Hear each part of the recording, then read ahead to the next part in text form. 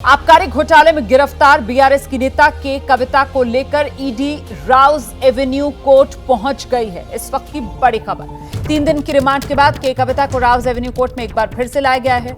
के कविता ने कहा कि ये मनी लॉन्ड्रिंग नहीं, ये पॉलिटिकल लॉन्ड्रिंग है। तो शराब घोटाले में आज एक बार फिर के कविता की पेशी।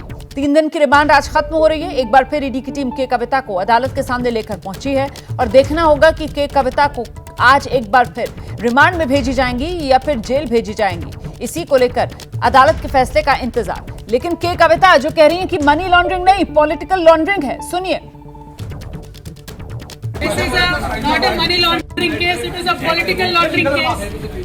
One accused has already joined BJP. Second accused is getting a BJP ticket. And third accused has given 50 crores in electoral bonds. This is not a money laundering case, it is a political laundering case. It is a fabricated and false case. We will come out very clean.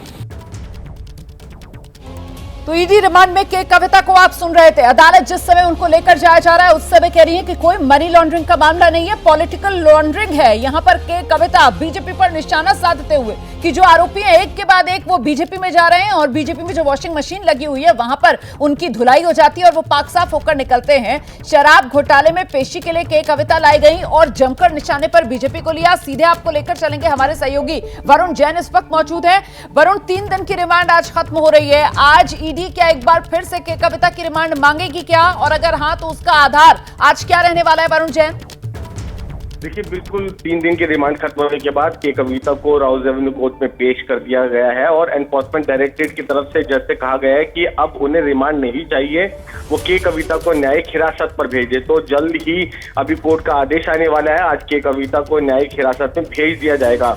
हालांकि पिछली सुनवाई के दौरान के कविता की तरफ से bail application लगाई गई थी, तब कोर्ट ने ये कहा था कि जिन दिन रिमांड खत्म होगी उस दिन इस पर किसी तरह की सुनवाई आगे करेंगे। तो अब देखना ये होगा कि क्या जो बेल एप्लीकेशन के कविता की तरफ से लगाई जा रही थी उस पर आज आगे सुनवाई होती है या नहीं है, या फिर के कविता को न्यायिक हिरासत में ही भेज दिया जाएगा। जी, और इस सब के बीच अभी तक क्या के कविता और अरविंद केजरीवाल को लेकर जो पूछताछ ईडी की तरफ से की जानी थी उसको लेकर कोई अपडेट? क्या वो पूछताछ हो चुकी है और क्या इसी को आधार बनाकर न्यायिक हिरासत से बेल ना मिले के कविता की ईडी की तरफ से अपनी बात रखी जाएगी आगे?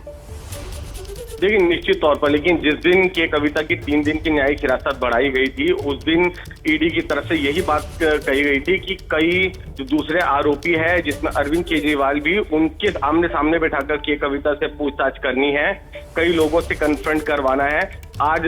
और जब आज पेश किया गया तब कोर्ट के सामने ईडी की तरफ से यही कहा गया कि हमने इनसे पूछताछ की है, कई लोगों से आमने सामने बैठाकर पूछताछ की है और फिलहाल अभी रिमांड नहीं चाहिए, इसे न्यायिक हिरासत पर भेज दिया जाए। सूत्रों ने भी हमें इस बात की जानकारी दी थी कि अरविंद केजरीवाल और के कविता को इस रिमांड के दौरान आमने सामने बैठाकर पूछताछ की, क्योंकि बेहद महत्वपूर्ण था जिस तरीके से के कविता और अरविंद केजरीवाल को ही मुख्य साजिश करता इस पूरी आबकारी पॉलिसी का ईडी ने कहा था। ये बात कही थी कि जो 100 करोड़ रुपए का किकबैक है वो के कविता के जरिए ही आम आदमी पार्टी तक पहुंचा, इसलिए इन दोनों को कन्फ्रंट कराना बेहद महत्वपूर्ण है। तो इस रिमांड के दौरान के कविता अरविंद केजरीवाल को भी आमने सामने बैठाकर पूछताछ हुई और कई आरोपियों के जो बयान थे उनसे भी कन्फ्रंट कराया गया है और उसके बाद ही आज पेश करने के बाद ईडी ने अब न्यायिक हिरासत की मांग की है। बहुत शुक्रिया आपका वरुण जैन, इस तमाम जानकारी के लिए नजर बनाकर रखिएगा।